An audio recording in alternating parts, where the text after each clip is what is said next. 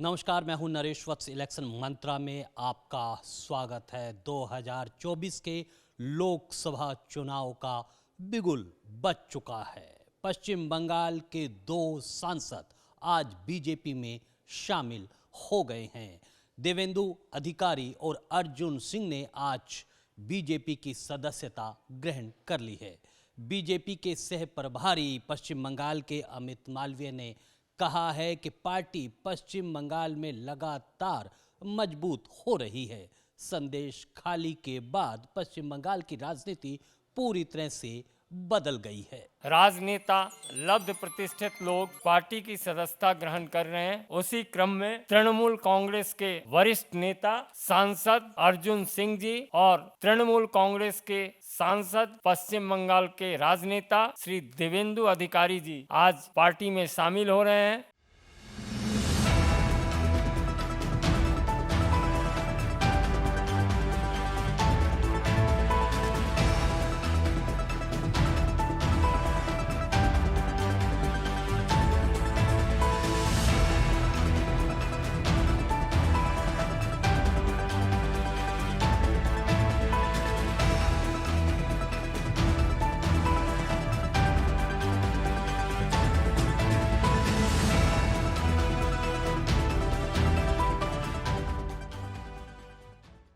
जिस प्रकार से आज देवेंदु अधिकारी जी और अर्जुन सिंह जी ने माननीय नरेंद्र मोदी जी के नेतृत्व में पार्टी को मजबूत करने का निर्णय लिया है, उससे ये स्पष्ट प्रतीत होता है कि पश्चिम बंगाल में ममता बनर्जी प्रदेश को नेतृत्व देने में असफल रही हैं। जिस प्रकार से संदेश खाली पिछले 2 महीनों से लगातार खबरों में बना हुआ है और जिस प्रकार से वहां पर महिलाओं के साथ अत्याचार हुआ, उनके सम्मान का सौदा करने का काम जो ममता बनर्जी ने किया है, उससे पीड़ित होकर हमारे सामने आज ये 2 सांसद पार्टी की सदस्यता लेने के लिए यहाँ आए। इतना ही नहीं, जिस प्रकार का भ्रष्टाचार पश्चिम बंगाल में देखा जा रहा है और खास तौर से मुख्यमंत्री और उनके परिवार के जो निकटतम लोग हैं वो भी पूरी तरह भ्रष्टाचार में डूबे हुए हैं। हिंदुस्तान में शायद ही कोई ऐसी सरकार होगी जिसके कई मंत्री आज भ्रष्टाचार के लिए जेल में हैं। ममता बनर्जी के खुद के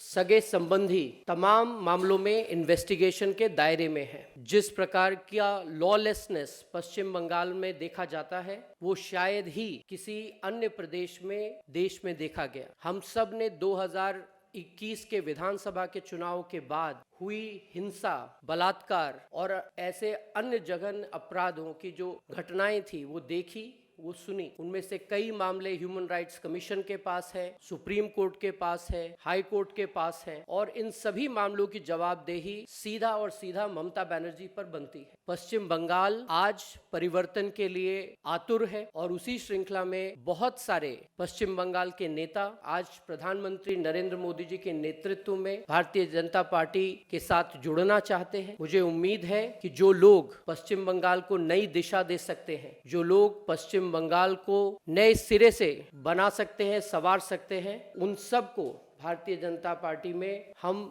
लेने की चेष्टा करेंगे, क्योंकि अच्छे लोग ही अच्छी राजनीति दे सकते हैं। मैं देवेंदु अधिकारी जी से आग्रह करूंगा कि आप कुछ शब्द कहें और फिर अर्जुन सिंह जी। धन्यवाद।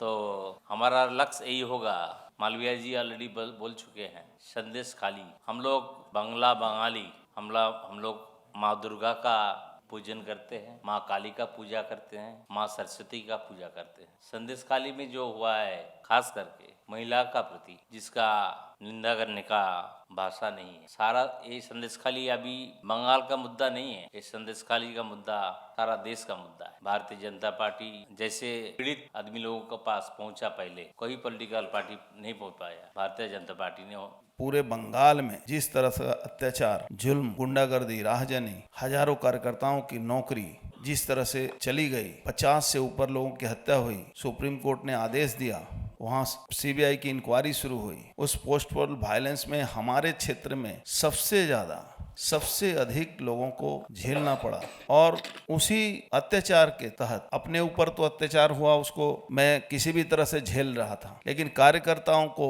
बचाने के लिए कुछ दिन तक मुझे थोड़े से समय के लिए पार्टी से थोड़ी दूरी बनानी पड़ी। कार्यकर्ता जिस तरह से मारे जा रहे थे, हत्या हुई थी और बहुत मुश्किल से उनके लिए रोजी रोटी की व्यवस्था हमारी पार्टी भी कर रही थी और थोड़े बहुत सामर्थ्य में मैं भी कोशिश कर रहा था। लेकिन मैंने ये देखा कि सरकारी तृणमूल पार्टी जो पश्चिम बंगाल की है, जो तृणमूल की सरकार जो वहाँ है, उसको कोई मतलब नहीं है। वो सिर्फ और सिर्फ पुलिस और गुंडों के बल पर अत्याचार करके शासन में बने रहना चाहती है। और उसका ताज़ा नमूना हम लोगों ने संदेश खाली में देखा। आपको मैं बताऊं, एक संदेश खाली नहीं, पूरा बॉर्डर इलाका से लेकर पूरे बंगाल का हर विधानसभा कहीं ना कहीं संदेश खाली की तरह वहाँ के लोग जी रहे हैं। माताएं बहनों के ऊपर अत्याचार हो रहा है। आप प्रतिवाद नहीं कर सकते हैं, आप किसी को बोल नहीं सकते हैं, आपकी FIR नहीं लिखी जाएगी, आपका कोई कंप्लेन नहीं लिखा जाएगा। इस तरह का अत्याचार शायद ही दुनिया में, भारतवर्ष में तो छोड़ दीजिए, दुनिया में कहीं आपको देखने को नहीं मिलेगा। और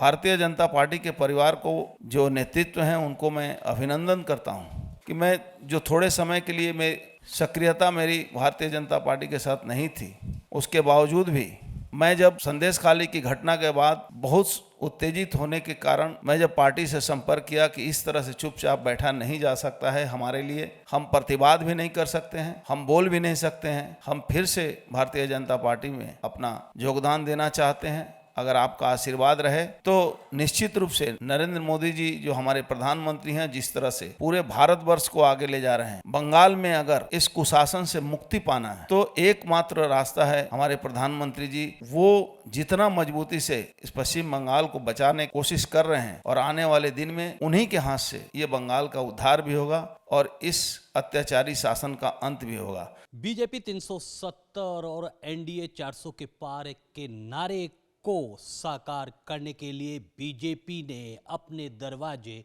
खोल दिए हैं।